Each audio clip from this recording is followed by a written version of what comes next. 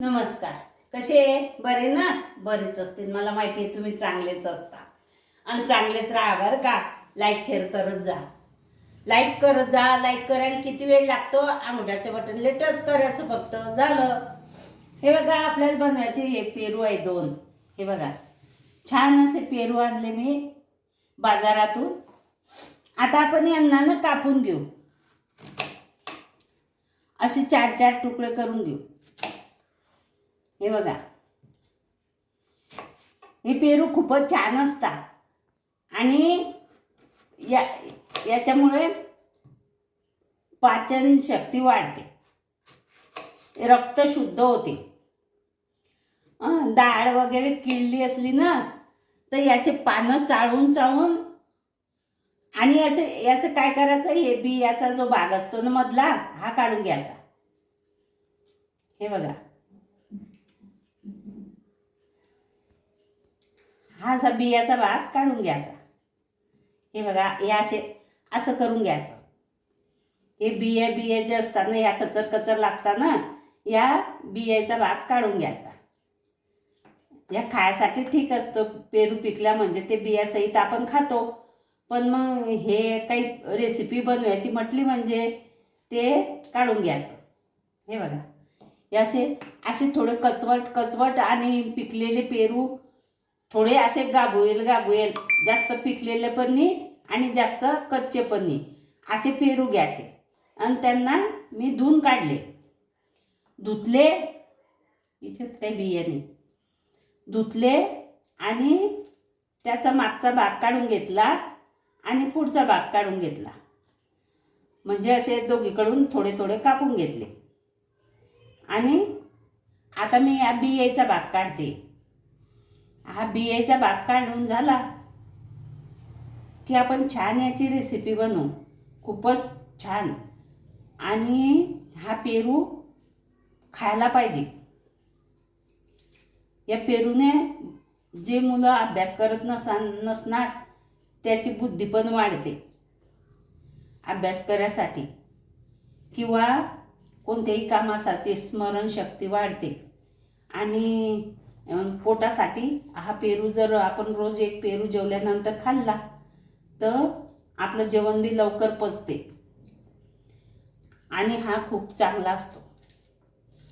आणि जर आपली डाळ वगैरे किडली ना तर याचे पानं चावून तो रस पोटात बी गेला तरी चालतं.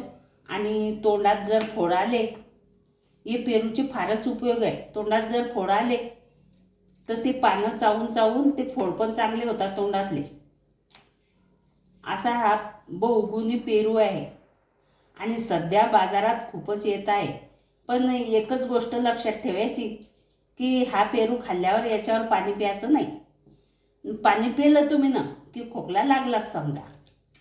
हा जेवण झाल्यावर खायचं पेरू. आणि पाणी पिऊन घ्यायचं जेवण झाल्यावर आणि नंतर हा पेरू खायचा.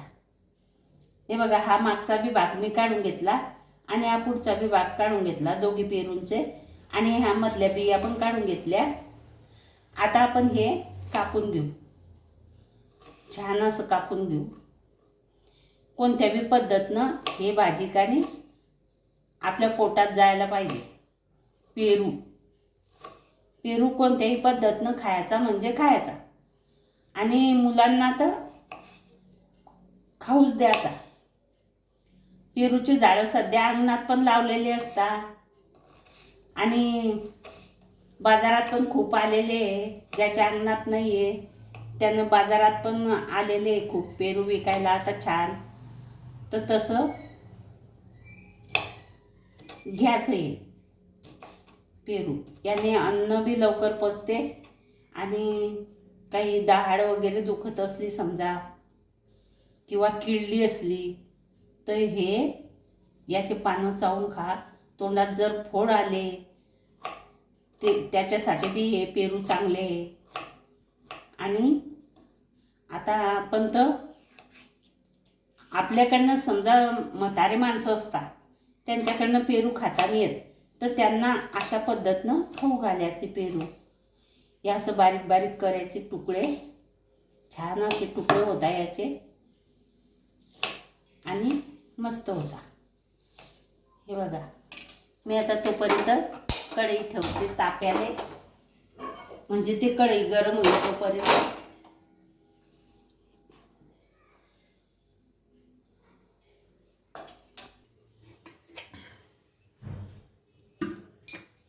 हे बघा, कढईमध्ये एक पडी टाकलं तेल कढईमध्ये. हे सगळे कापून घेतले. हे बघा, असे बारीक बारीक तुकडे करून घेतले. याच्यातले बिया सगळ्या काढून घेतल्या.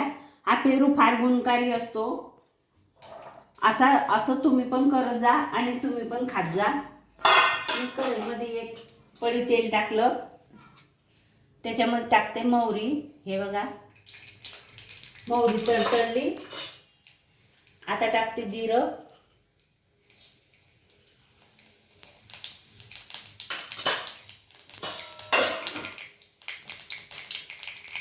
जिरं मोहरी टाकली. आता आपण हे पेरूचे फोडी टाकून देऊ आणि याच्यामध्ये हा गूळ नाही टाकू, गूळ नंतर टाकू. हे थोडंसं हलवून घेऊ छान.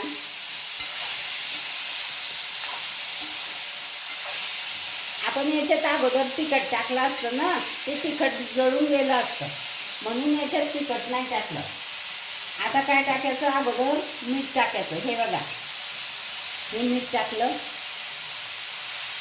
चवीनुसार जेवढं पेरू येतील ते तेवढं मीठ टाकायचं अंदाजे.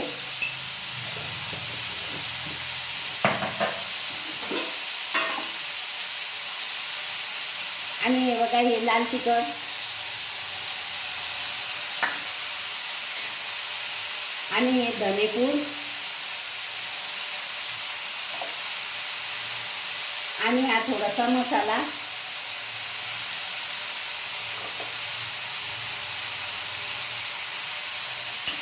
आणि आता एकजीव करून घ्यायचं. गॅस बारीक करायचा. आता या मिठाचं पाणी सुटून यायला आणि तिखट झालं का आपण याच्यामध्ये हा गूळ टाकून देऊ. हे तिखट होईपर्यंत चांगलं. अगोदर जर टाकलं असतं तर ते जळून गेलं असतं, म्हणून पेरू टाकल्यावर ते हळद मीठ मसाला नंतर टाकलं.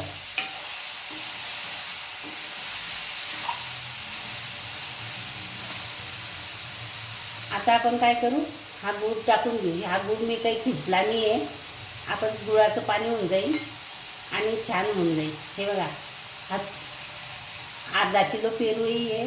अर्धा किलो पेरूसाठी एक वाटी भरगूळ घेतला मी आणि या गुळाला याच्यावर झाकण ठेवून देऊ असं, म्हणजे याचं पाणी होईल.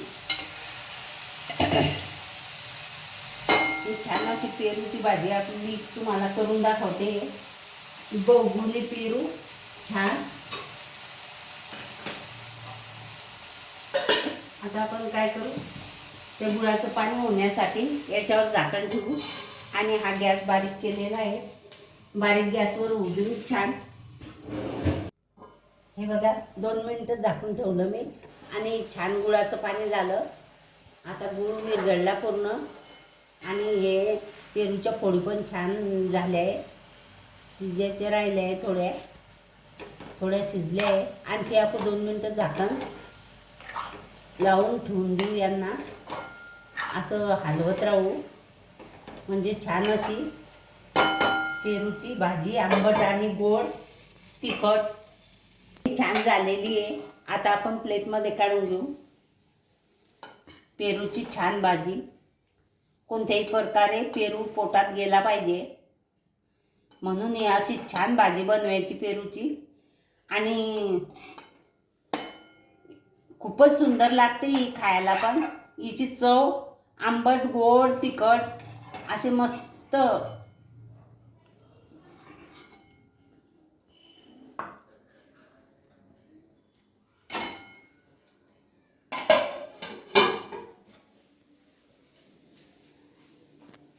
ही बघा, ही छान भाजी झालेली आहे. आंबट गोड तिखट अशी मस्त चव आलेली आहे हिला. आणि खूपच छान झालेली आहे. अशी भाजी तुम्ही पण बनवा, तुम्ही पण खा. आणि भाजी तुम्हाला आवडली, लाईक करा, शेअर करा, सबस्क्राईब करा, घंटीचं बटन दाबा बरं का. ही भाजी खूप छान झाली, पेरूची भाजी.